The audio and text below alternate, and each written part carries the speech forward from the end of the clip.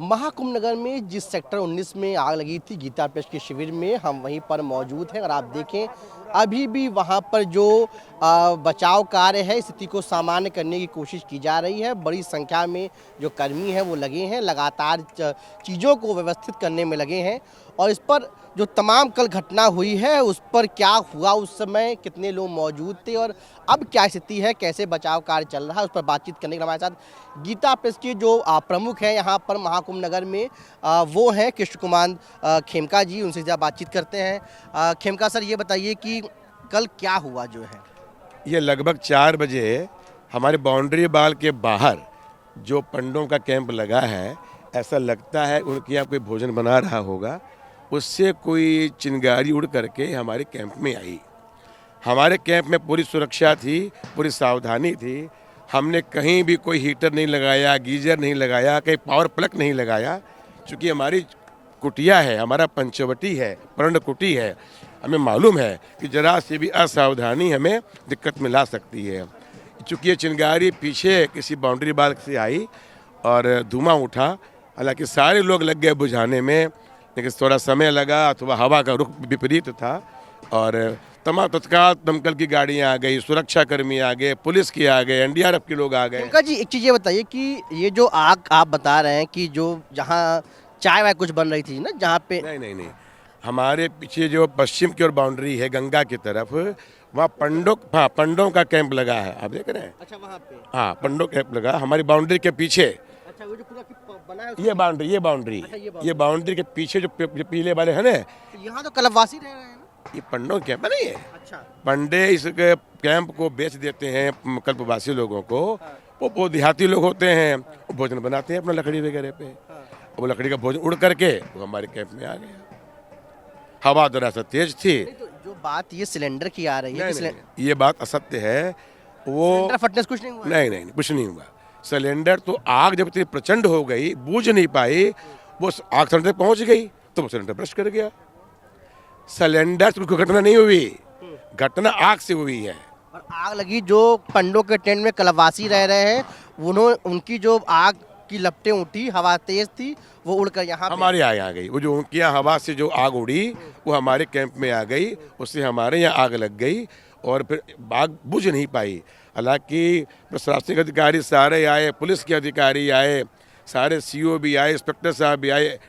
खेमका जी, हम अगर ये कहें कि उनकी जो आग की लपट उठी वो आग की तरफ आई, लपट में चिंगारी आई और वो हमारे झोपड़ी में आ गई, तो चिंगारी पर्याप्त थी लेने के लिए। और चिंगारी ने धुआं का रूप लिया, हमने बुझाने का प्रयास किया, वो बुझ नहीं पाई। खेमका जी, जो वहाँ कलवासी रह रहे हैं, मेरी कल उनसे रात को बात हुई तो उनका ये कहना था कि यहाँ से सिलेंडर फटा और वो हवा इतनी तेज थी वो उड़ के उस साइड गई जो है। ऐसा उनको जानकारी नहीं है ना। हमारे सिलेंडर सारे रखे हैं टीन शेड में, और टीन शेड में फटा ही नहीं हमारे सिलेंडर। हमारे रसोई सारा बना हुआ टीन शेड में। कोई भी झोपड़ी में, कुटिया में सिलेंडर है ही नहीं, आज भी नहीं है, पहले भी नहीं था। लेकिन कल जो पुलिस का बयान था खेमका जी, वहाँ पर भी ये बात सामने आई कि प्राथमिक तौर पर जो प्रारंभिक जांच हुई उसमें सिलेंडर फटने की घटना का जिक्र किया। बात बिल्कुल असत्य है 100%। मैं तो साक्षी हूँ इसका, मैं यहाँ का अधिपति हूँ, मैं काम देख रहा हूँ इसके बारे में पूरा, मुझे मालूम है। पहले झोपड़ी में आग लगी और थोड़ी धुआं सा उठा, हम लोगों ने प्रयास किया, वो आग का रूप ले लिया, वो बढ़ता गया। चूँकि प्लास्टिक लगा था, फूस की झोपड़ी है तो वो लगती गई। जो ये बयान दे रहे हैं कि सिलेंडर फटा, एकदम गलत है, सिलेंडर फटा ही नहीं। लेकिन वहाँ पे खेमका जी, कल रात को मैंने कई सिलेंडर को देखा जो है जो ज़मीन पे पड़े हुए थे और जो वहाँ पे लोग रह रहे हैं, कलवास कर रहे हैं, कई कलवासी जो उनका साफ तौर पे कहना था कि इधर से जो है आग लगी और सिलेंडर फटने की वजह से है। आप सारा वीडियो देखें तो आग पश्चिम से लगी। अच्छा। और पश्चिम में हमारी बाउंड्री के पीछे से आग आई। जो लोग इसको बनावटी बात कहे, अपना हर्जा नहीं है। सत्य यही है कि पीछे से आग आई। आग ने जब प्रचंड रूप धारण कर लिया, जब प्रचंड आग तो सिलेंडर फटेगा ही फटेगा। फिर वो आग हमारी पहुंच गई, रसोई तक पहुंच गई। वहाँ सिलेंडर रखे हुए थे, फट गए होंगे।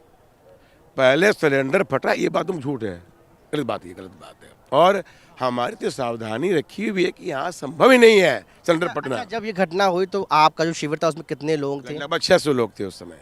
सब सुरक्षित है? अपर से थे। ये कृपा भगवान की है, संतों की, महापुरुषों का आशीर्वाद है। त्रिवेणी माँ की कृपा है और हमको एक भी आदमी हताहत नहीं हुआ इसमें। अच्छा, और जो सामने जो शिविर है जहाँ पे कलपवासी हैं, उसका कुछ अंदाज कितना लोग? अब पीछे मैं उनका क्यों देखूं क्या रह रहे हैं, हमारा अपना ही हमारा शिविर में अच्छा, 600 आप लोगों का लगभग कितना नुकसान हुआ? नुकसान तो करोड़ों का हुआ है, लेकिन सब अंदाज जान बच गई।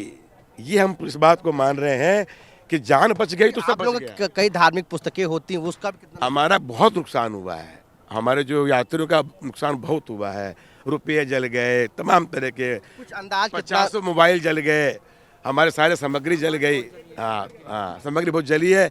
कितने करोड़ गया है कि आप क्या बोले इसके बारे में, गया है। तो अब क्या लग रहा है कब तक वापस? हम लोग पूरे सुरक्षित हैं संतों की कृपा से, इसलिए हमने हिम्मत नहीं हारी है।